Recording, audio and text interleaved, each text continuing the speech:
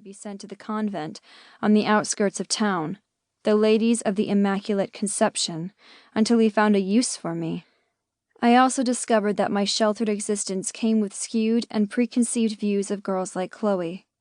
The auxiliary ladies had said the whores were poor when instead they earned a pretty penny on their backs and did not need the used clothing I delivered. I also discovered the men my father had paraded in front of me as possible suitors were not real gentlemen.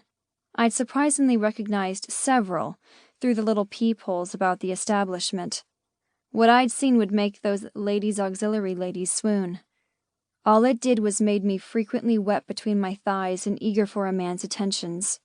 Because of my spying, I'd seen the real Reginald Benson, the man walking down the station platform in my direction with my father, and he was not a man I wished to court. After knowing what he did to Tess, I didn't even want to be on the same train platform. I shuddered at the memory of the whore's screams as she'd been whipped. Fortunately, Chloe had said Big Sam had come to her rescue, and she would recover. Mr. Benson had even been banned from the Briar Rose, but that did not mean he'd change his ways. He'd just find someone else to hurt, and if I were married to him... And yet my father found favor with the man, for they walked toward me together. My father either knew of the man's cruel proclivities, or didn't care.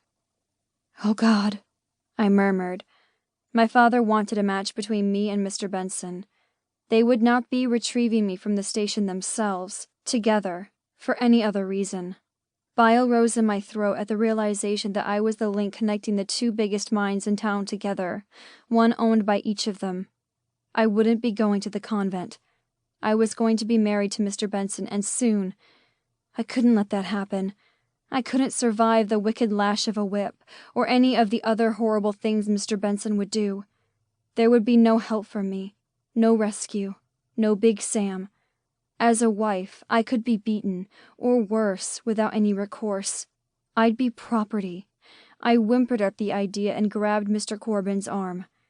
Yes, it was an impetuous yet desperate gesture, but in a matter of a minute, they would find me and take me away.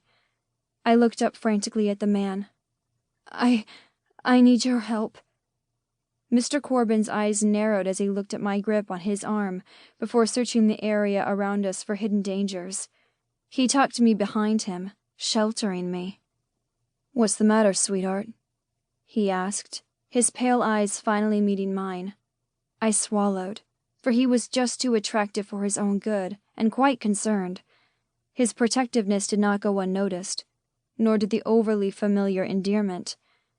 "My father is here with a man I do not wish to offer my attentions." He glanced down the length of the platform. While there was much commotion, I knew he'd honed in on the duo searching for me. I was glad, for once, that Butte was such a busy place. One's the size of a pot-bellied stove. The other has slicked back hair and a mustache?